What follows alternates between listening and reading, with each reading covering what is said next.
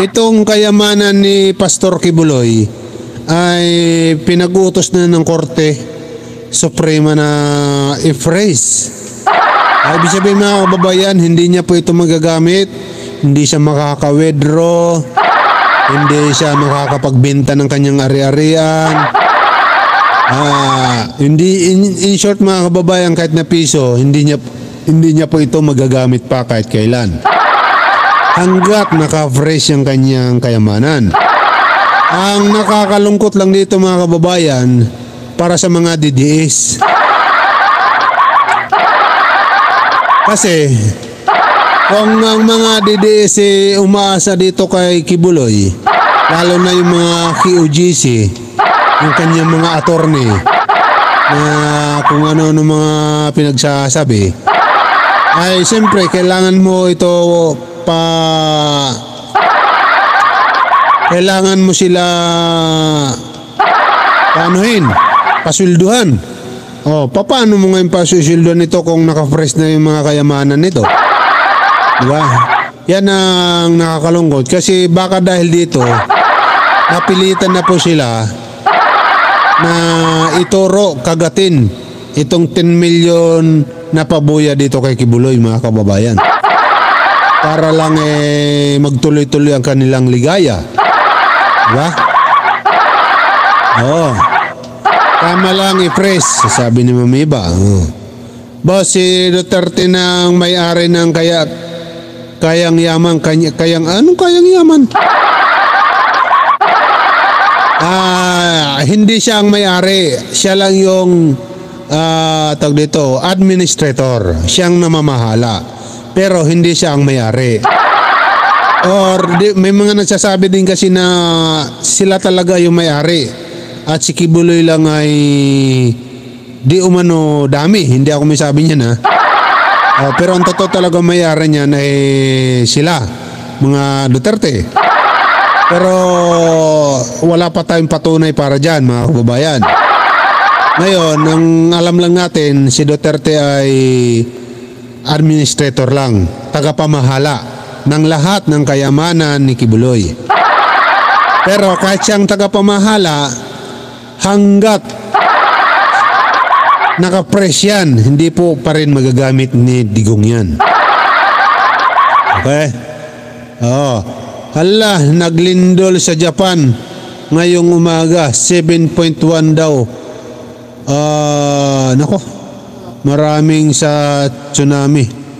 Kakatakot naman yan. Lakas niyan ha. Nakakatakot yan ha. 7.1 mga kababayan. Ingat-ingat po tayo sa mga taga-Japan.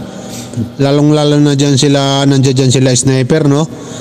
Ingat-ingat dyan sa mga taga-Japan, mga kababayan. Meron din tayong mga kilala dyan sa Japan. Delikado po sa tsunami yan, mga 7.1 na yan ha. Ingat-ingat tayo palagi. Sana safe mga kababayan natin doon, no? Sana.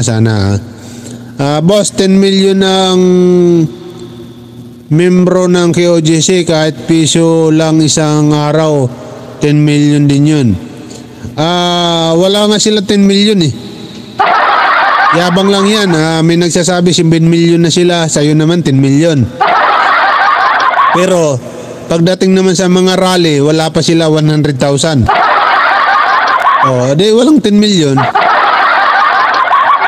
Maglimos isang araw. Ay, dyan sila magaling maglimos. Boss, nilabhan mo ba ang sombrero mo? Ang sombrero ko na to, hindi mo alam ha. Pinag-iinteresan mo yung mga gamit ko dito ha. 5 ito. Pula, dalawang puti, ay 3 puti, isang pula, 2 itim, tsaka isang, marami to. Gusto mo, ipalo ko to sa'yo lahat? Napakalaman mo kasuotan ko eh.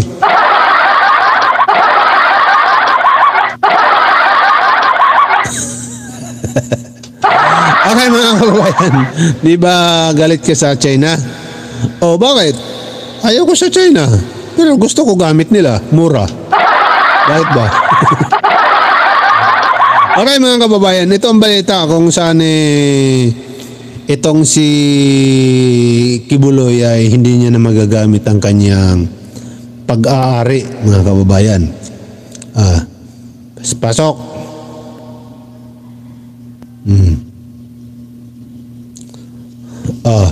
Pasok. Kibuloy, natulog ka pa yata eh. Pasok. At 16 motor vehicles. Ulit. Tukoy na ng PNP kung saan nagtatago si Pastor Apollo Kibuloy na nakaharap sa patong-patong na kaso.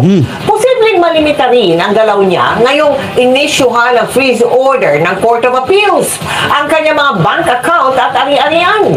Nakatutok si Salima Refran. Hindi muna magagalaw ni Kingdom of Jesus Christ founder Pastor Apollo Kibuloy ang kanyang mga bank account o maibebenta ang mga ari-arian. Kasunod yan ang inilabas na freeze order ng Court of Appeals. Sorry. Court Appeals pala ang nag-issue dito. Akala ko Korte Suprema. Sorry naman. Saksihan po nung freeze order ay yung dalawang sets ng kaso.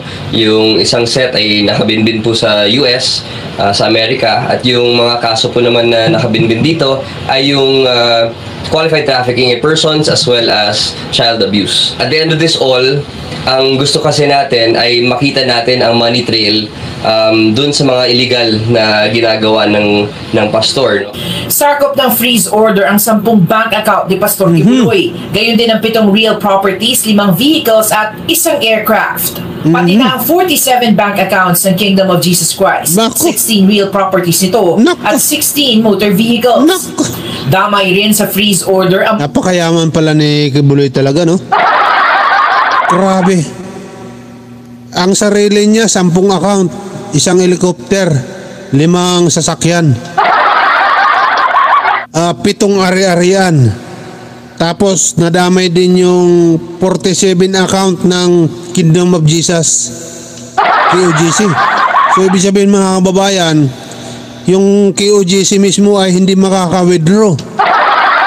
Ngayon, kung manglilimos sila sa kanilang mga membro, hindi na nila pwede ilagay sa account nila kasi hindi na nila makukuha yun. O de ilalagay na lang nila yun sa garapon. Alam mo mga kababayan, mapipilay dito si Kibuloy. Mukhang mapipilitan siya dito susumuko kasi kung hindi, tatagal ang mga ganito, wala na siyang kakainin. Hindi na sasapat yung panglilimos nila dyan sa mga membro, kahit sabihin pa natin pa piso-piso yan. Kasi may mga pinapasweldoan pa sila dyan. Kaya may hirapan po dito si Kibuloy. Kaya ang magandang gawin dito, sumuko na lang ito si Pastor, mga kababayan. Meron pa dyan yung Isiminay. Di ba? Yung Isiminay diyan pa kumukuha siguro para pampasweldo dito sa mga banateros. Di ba? Aray ko, sakit ng tiyan ko. Good morning, boss. Sabi ni shout out sa'yo. Good morning Leto Marasigan. Good morning, sir. Ginagamit niya ang ating Panginoon. Sabi ni sir. Grabe siya. Tuloy pagbabayaran niya yan. Marami ang cash na nakatago. Alam ni Leto Marasigan, no? Maraming cash. Saan ba nakalagay yan? Boss, mayaman yan si Kibuloy. Alam ko, mayaman. Kaya nga, tingnan mo naman yung balita. Balita natin, ha. Frenis lahat ng ari-arian. Tingnan mo naman kung gaano karami ito, mga kababayan. Balita natin. Gawa ng pastor. Sakop ng freeze order ang 10 bank account ni Pastor Kibuloy. Gayon din ang 7 real properties, 5 vehicles at 1 aircraft. Pati na ang 47 bank accounts ng Kingdom of Jesus Christ, 16 real properties nito at 16 motor vehicles. Damay rin sa freeze order ang mga account, property at sasakyang nakapangalan sa Suarasug Media Corporation na nagpapatakbo sa SMNI o Sunshine Media Network International, ang media arm ng Kingdom of Jesus Christ, pati na ang mga account at ari-arian ng Children's Joy Foundation na itinayo ng pastor. Naku po. May freeze order din sa mga kapwa-akusado ni Kibuloy sa mga kasong sex trafficking, fraud, conspiracy, bulk cash smuggling at money laundering sa Amerika. Pati na sa mga kapwa-akusado niya sa mga kasong qualified human trafficking at child and sexual abuse dito sa Pilipinas. Mga kababayan, nadamay pa pala dito yung isiminay. Ha? Paano na? Paano na ngayon yung mga banateros? Paano pa ngayon sila suisuldo dyan? Baka matuluyan na lang ito magsara. Ha? Siyempre, alam niya naman natin na si Banat Bay ay negosyante yan. Paano yan? Hindi papayag yan na hindi suisulduan yan dyan. Ha? Hindi yan papayag. Kaya malamang sa malamang mga kababayan, kung wala nang kikitain dyan si Banat Bay, alam naman natin na si Banat Bay, negosyante yan. Manager yan. Ibig sabihin, pag manager mga kababayan, laging nakaplano yan kung paano lumago ang kanilang kita. Ngayon nadamay yung isiminay dito sa pag-hold ng kayamanan ni Kibuloy, pag-hold ng Court of Appeals dito, ay malamang sa malamang wala nang kikitain yung banateros dito. Di aalis na po sila dyan. Lumipat na lang kasi kayo sa PTB4. Banateros. Aray ko, sakit ng tiyan ko. Aray ko, sakit ng tiyan ko. Effective immediately ang freeze order at may bisa ito ng 20 araw. Sa loob ng 20 araw na ito, magtatakda ang Court of Appeals ng summary hearing para desisyonan kung i-extend ba ang freeze order na maaaring umabot ng pinakamatagal na 6 na buwan. Well, ang goal talaga natin dito ay malimit po yung actions or yung movement ni Pastor Kibuloy. Especially in cases like this where we are faced with somebody with a lot of resources, it is a tool of the government to freeze assets in order for the person not to be able to use the same resources to siguro to move things around, so to speak. Ayon sa abogado ni Kibuloy at ng kanyang religious group, hindi muna ito magkukomento hanggat hindi pa nakukuha ang kopya ng freeze order. Sabi naman ng SMNI, nirerespeto nito ang desisyon pero maghahain ito ng motion sa CA para bawiin ang utos. Sa tingin ko, hanggat hindi sumusoko si Kibuloy, mananatili yung fresh order na yan. Sa nakikita ko si Kibuloy lang ang pag-asa dito eh. Sana naman dito kay Kibuloy, kung talagang naglilingkod ito sa Diyos, sana isipin niya po yung mga tauhan niya, isipin niya po yung mga kanyang membro, dahil magugutom po itong mga kababayan para sa kapakanan ng kanyang mga membro, mga tao niya. Sana sumuko na po ito si Kibuloy, lalong-lalo na po ngayon mga kababayan na alam na ng PNP kung nasaan ito. Nasa loob lang po si Kibuloy ng Kingdom of Jesus. At konektado ito papuntang airport mga kababayan ayon sa ating PNP. Kaya naniniwala ang PNP mga kababayan na si Kibuloy ay nariyan sa Kingdom at ang 4 pa na wanted.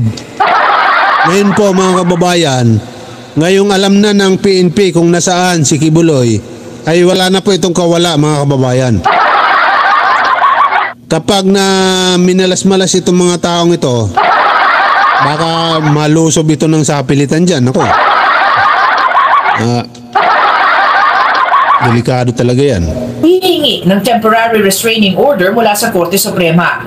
May warrant of arrest na para kay Kibuloy at may pabuyang 10 milyong piso sa sinumang makakapagbigay ng impormasyon sa kanya. Sabi ng PNP, alam nilang nagtatago lang sa compound ng KOJC si Kibuloy. Nag-iingat lang sila para walang madamay, sabay panawagan sa pastor na sumuko. 30 hectares. Ang kanyang dome ay 77,000 seater. Grabe, So, laki. parang 4 na Araneta Coliseum big dome. Nako. 4 na, pwede mo ipasok ang 4 na big dome doon. Biruin mo naman ha. Yung Araneta nga lang sa Cubao pag pinasok mo, grabe ang lawak. Yung 4 pa kaya? Grabe mga kababayan. Kahit siguro ubusin yung kapulisan para dalhin dyan sa paglusob sa kingdom na yan, kukulangin pa. Sa sobrang laki pala niyan. Kaya malamang sa malamang mga kababayan, naniniwala ang PNP na si Kibuloy ay nariyan lang sa loob. Grabe, sobrang laki pala talaga. Sa kanyang kingdom. Ang hangar niya may 4 na helicopter at 2 eroplano ngayon. Para sa GMA Integrated News, Sanima Refran, Katutok, 24 Oras. 4 na helicopter, 2 eroplano. Nakakonekta sa airport. Parang ano lang pag-aari na talaga nila yung buong Davao, no? Kung ganun kalaki yung kanilang ganun kalawak yung kanilang pag-aari mga kababayan. Talagang sobrang yaman pala talaga ni Kibuloy. Anong opinion ng mga kababayan natin? Basahin natin paktay na sino? Paktay na si Eric, si ka Eric, ala na sweldo. Kaya gusto ko batas dito sa Amerika. Walang pinipili kahit sino ka sa gobyerno. Mahirap, mayaman, pareho ang batas dito. Correct. Shout out from Poland po, sabi ni Divine Creswatic. Tama ba? Masyadong maliit yung sulat, no? Sabi dito, puntahan niya natin muna, wait lang at puntahan natin dito yung yung natin muna, wait lang dito ako magbabasa sa sarili kong okay na, dito na. Ito, shout out from Poland po, sabi ni Divine Grace Sweetik. Shout out sa'yo sa mga OFW natin dyan sa Poland. Dito kay Ma'am Divine, good morning sa iyo ma'am, from Philippines. Boss, kulang daw ang Banateros. Kunin niyo ako para madagdagan, ha? Pero saka na ako pupunta dyan kung wala nang presyong kayamanan ni Kibuloy. Para may sweldo naman ako. Gusto ko daw kunin nila. Sige, I love it. Pero pasensyahan tayo. Pag nandiyan ako, babanatan ko si Kibuloy.